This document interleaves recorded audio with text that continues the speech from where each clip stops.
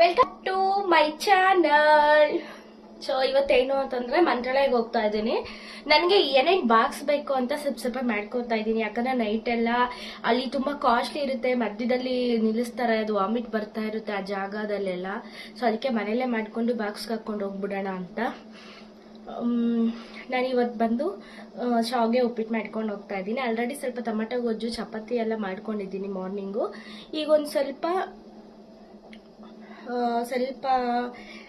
ಶಾವಿಗೆ ಉಪ್ಪಿಟ್ಟು ಮಾಡ್ಕೊಳ್ಳೋಣ ಅಂತ.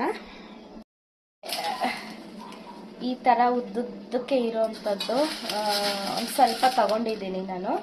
ಇಲ್ಲಿ ಟೊಮೆಟೊ ಹಣ್ಣು ಹಚ್ಕೊಂಡಿದ್ದೀನಿ, ಸ್ವಲ್ಪ ಕ್ಯಾಪ್ಸಿಕಮ್ಮು, ನಿಂಬೆಹಣ್ಣು, ಸ್ವಲ್ಪ ಈರುಳ್ಳಿ, ಸ್ವಲ್ಪ ಕೊತ್ತಂಬರಿ ಸೊಪ್ಪು ಕಟ್ ಮಾಡ್ಕೊಳ್ತೀನಿ ಈಗ. ಸೊ ಈ ಥರ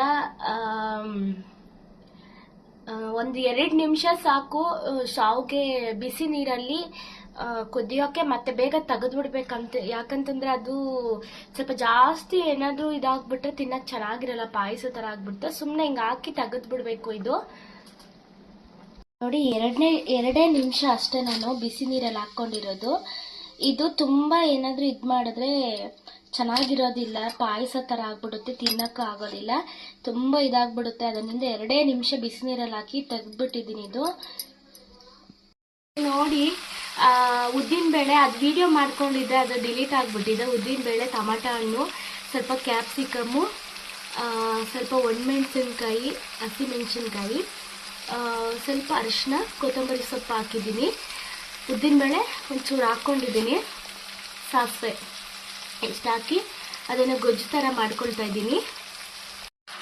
ಬೇಯಿಸಿಟ್ಕೊಂಡಿರೋ ಶಾವಿಗೆ ಹಾಕ್ಕೊಂಡಿದ್ದೀನಿ. ಸೊ ನಾನಿದು ಅಂಗಡಿಯಲ್ಲಿ ನ್ಯಾಚುರಲ್ ಆಗಿ ಬರುತ್ತಲ್ಲ, ಆ ಥರ ಸಣ್ಣ ಬರುತ್ತಲ್ಲ, ಆ ಥರ ತಗೊಬಂದಿಲ್ಲ ನಾನು. ಇದು ಎಲ್ಲಿ ಶಾವಿಗೆ ಮಾಡ್ತಾರೋ ಆ ಒಂದು ಇದಕ್ಕೆ ಹೋಗಿ ತಗೊಬಂದಿರೋದು. ನಾನು ನನ್ನ ಫ್ರೆಂಡ್ ಹೋಗಿದ್ವಿ.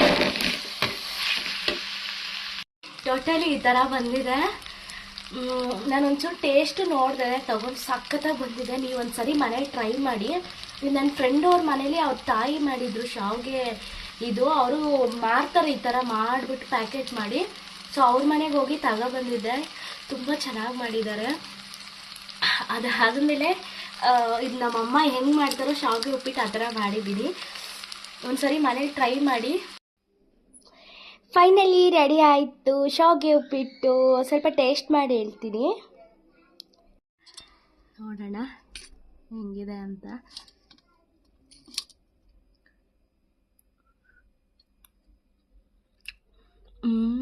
ತುಂಬ ಚೆನ್ನಾಗಿದೆ. 5 ನಿಮಿಷದಲ್ಲಿ ಮಾಡ್ಕೋಬೋದಿದ್ದು.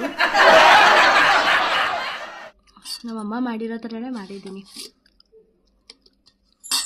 ಈ ವಿಡಿಯೋ ಇಷ್ಟ ಆಗಿದೆ ಲೈಕ್ ಮಾಡಿ, ಕಮೆಂಟ್ ಮಾಡಿ, ಶೇರ್ ಮಾಡಿ, ಸಬ್ಸ್ಕ್ರೈಬ್ ಮಾಡಿ. ನೀವು ಒಂದ್ಸರಿ ಮನೇಲಿ ಟ್ರೈ ಮಾಡಿ.